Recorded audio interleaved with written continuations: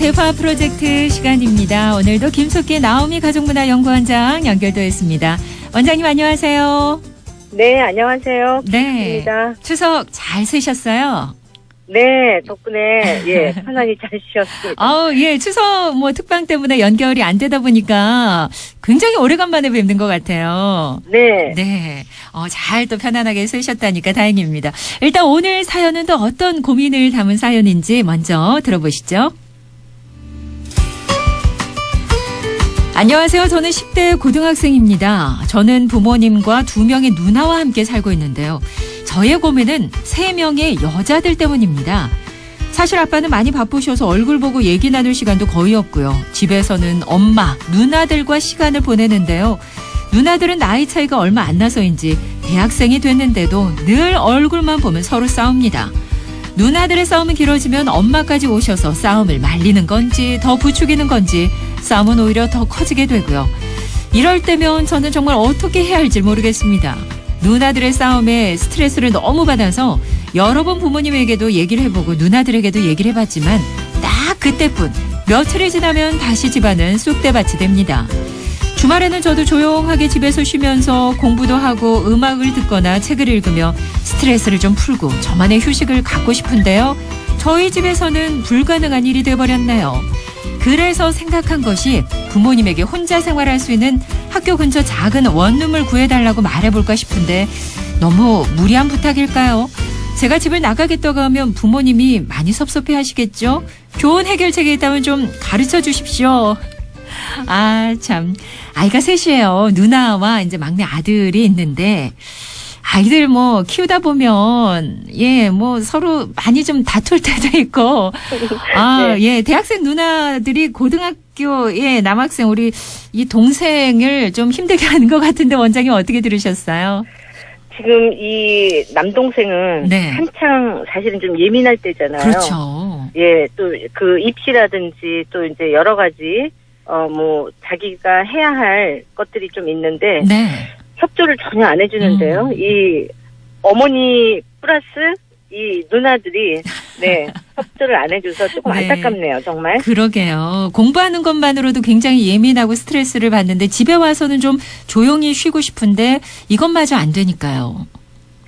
그래서 이제 우선은 조용히 좀 집에서 쉬면서 공부도 하고 나름대로 책도 읽고 머리도 좀 정리하고 좀 에너지 좀 충전을 해갖고 가는 곳이 이제 우리가 가정이잖아요. 그럼요. 그러니까 이런 기본 생활권에 대한 보장이 좀 필요할 거라고 저는 생각합니다. 그러니까 네. 이 고민이 충분히 납득이 되고 이해가 된다는 거죠. 네. 아니 그렇다고 지금 이 사연의 주인공 아직 고등학생 미성년자인데 학교 근처 원룸을 구해달라고 부모님께 말해볼까 싶다라는 생각을 할 정도면 그렇다고 또 부모님 입장에서 고등학생 남자 아이를 내보낼 수 있는 건 아니잖아요. 그렇지만 이제 문제 해결을 위해서는 좀 순차적인 실행하는 부분에 대한 요구사항이 좀 필요할 거라고 저는 느껴지거든요. 네. 왜냐하면 이 지금 남학생이 그동안에 너무 많이 스트레스를 받아서 여러 번 부모님한테도 이야기를 해보고 누나한테 얘기를 해봤는데도 그때뿐이고 다시 제자리로 돌아왔다. 이런 이제 경험을 갖고 있단 말이에요. 네. 그렇기 때문에 우선은 3단계를 좀 하면 어떨까라는 생각을 좀 했는데요. 네. 우선은 이제 아버지는 바쁘셔서 이제 얼굴 보고 얘기 나눌 시간이 없다고 하니까 우선은 편지를 좀 정리를 좀 해서 네. 부모님에게 지금의 생각 그리고 만약에 이게 실행이 되지 않았을 때는 지금 내가 하는 학과 공부라든지 입시에 대해서 자기가 준비를 해야 되는데 이 부분이 좀 어렵다라는 거를 좀 조목조목 써가지고 네. 이메일로 좀 아버지한테도 좀 보내고 네. 엄마한테도 이제 편지로 이렇게 좀 정리를 좀 한 거를 좀 보내면서 네. 내 아들이 지금 상당히 심각한 상황이구나 라는 것을 우선은 알리는 거를 좀 해달라라는 거고요. 네. 이게 이제 말로만 해봤자 소용없었기 때문에 이제 글로 정리를 해가지고 보내는 거는 조금 다르게 받아들일 수 있거든요. 네네. 그래서 이제 처음에는 그렇게 지금의 생각 요구사항을 말하라. 이게 첫 번째고요. 그 다음에 이제 두 번째는 그 부모님한테 이제 편지 쓸 때도 이게 만약에 이번에도 지켜지지 않았을 때는 나는, 원룸 내지는 이런 거를 좀 해서 정말 이건 절박하다라는 거를 좀 얘기하고, 네. 두 번째는 이제 가족회의를 통해서 조율을 하고 또 다짐을 받으면서 이렇게 우리가 조율을 하고 다짐 받을 때 실행할 계획들 뭐 이런 거를 좀 적잖아요. 네. 사실은.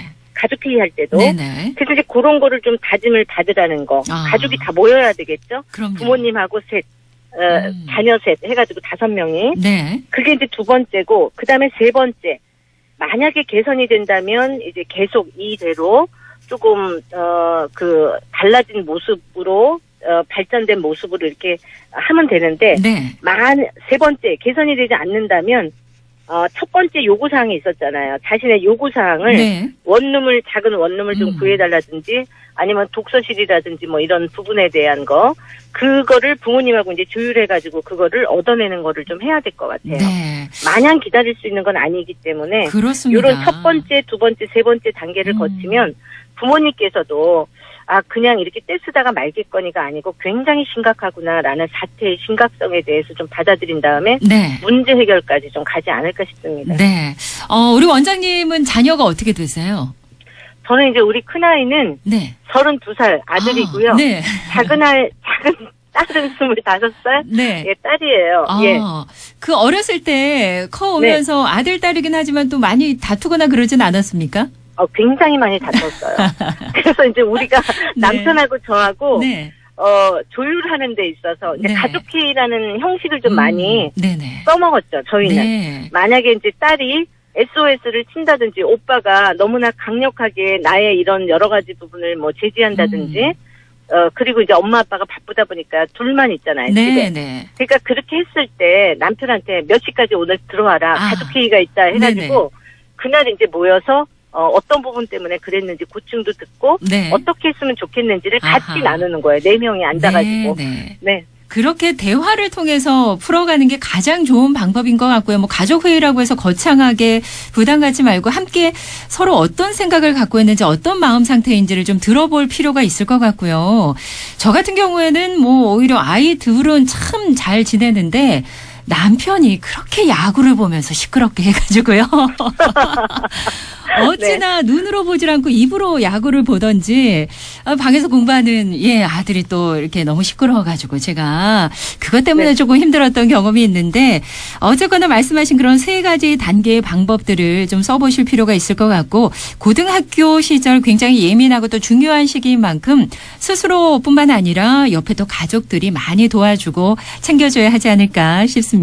자, 원장님 오늘 말씀은 여기까지 듣도록 하겠습니다. 고맙습니다.